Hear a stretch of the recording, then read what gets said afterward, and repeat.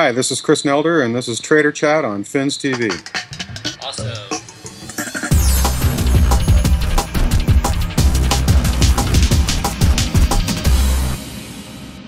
That leads us to another problem that we all have to deal with is, so what happens when we have declining energy, and what does it do with our food and water? Basically everything in our lives comes from energy to transport, to get it to our homes. What do we do? Well, the most important thing we can do is to use less of it. That is the easy path, and that's also the cheapest path. So whether that means transitioning over our vehicles to ones that get better fuel economy, hybrids and EVs eventually can take off some of the load by transitioning the power over to electricity from liquid fuel. But then conservation on all different stripes is really what we're looking at. You know, we can radically improve the insulation of homes in the Northeast where they use heating oil for winter heat. We can radically improve the efficiency of almost our entire built environment. It's extremely leaky and wasteful. So we can do more with less, essentially. Right, if you just repair your house like you were saying, then your energy bill keeps on dropping every month. You don't have to pay that, but the installations and the furnishings that you repair your house with, that's a one-time payment, while energy costs will be all the time. So people don't usually see that because it's not immediate, but it is, like you said, something that leaks out all the time. And it's a great ROI. You know, if you take the cost of insulating your home, replacing your windows, and just basically stopping the leaks, it typically pays off in just a few years for most homeowners.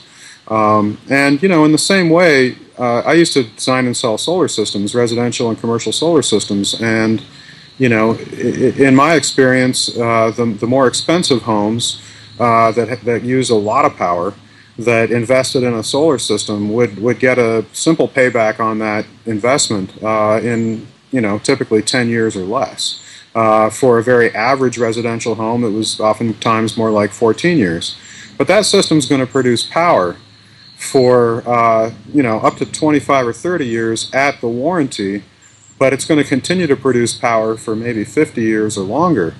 Mm-hmm. So, you know, if we take a long-term approach to the cost side of this thing, we find that efficiency is a very simple, fast payoff.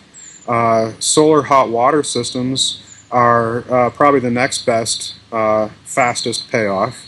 And after that, photovoltaics on the roof are, you know, really a terrific investment. I mean, they'll return 2x, 3x their value using historical rates of energy cost increase. But that's actually a very iffy number, because we know that we're going to have problems supplying electricity at increasing rates without delving much more heavily into coal and natural gas, and those prices are going to be going up as well, because, again, we're reaching the same kind of problems that we have with oil, where you're getting into declining quality of deposits and lower flow rates. That applies to coal and natural gas as well? It does, in time. You know, generally, I think we're still probably looking at a global peak of natural gas production about 2020, mm-hmm. and a coal peak probably around 2025. Now, there's a lot of things that could change between now and then. There's a lot of X factors in there, so, you know, you got to take that for what it's worth. Yeah, but it's not too far away.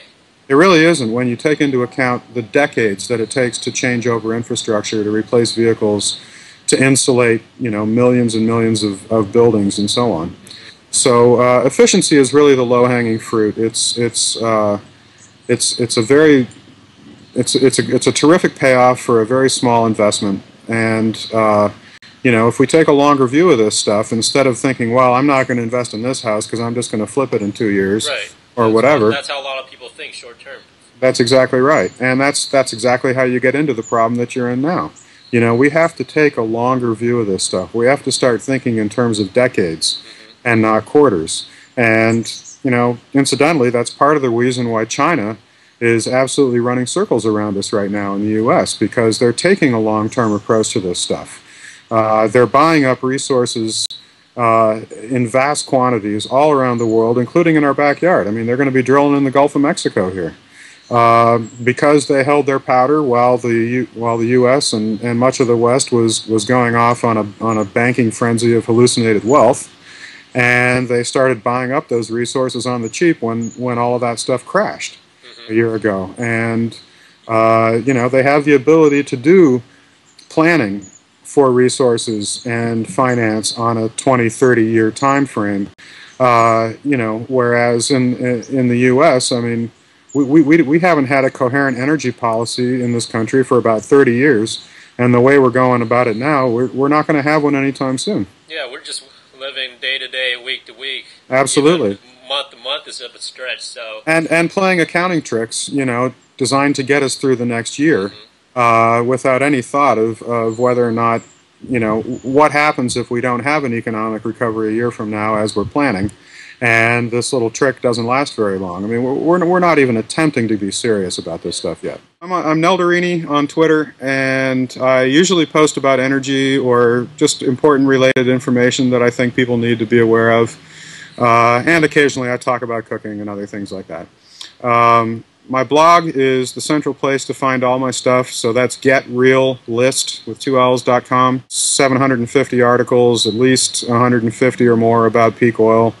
And how many books, too? Or I wrote one book called Profit from the Peak, and I co-authored another book called Investing in Renewable Energy. Yeah, Profit from the Peak is the big one about peak oil that you were just talking about. Right, and that's a very exhaustive book. It's pretty technical. There's 40 or 50 charts in there, lots of data tables, lots of technical information about oil and natural gas and coal and renewables, but it's all of it's really sort of for an investing audience or for people who want to understand the stuff.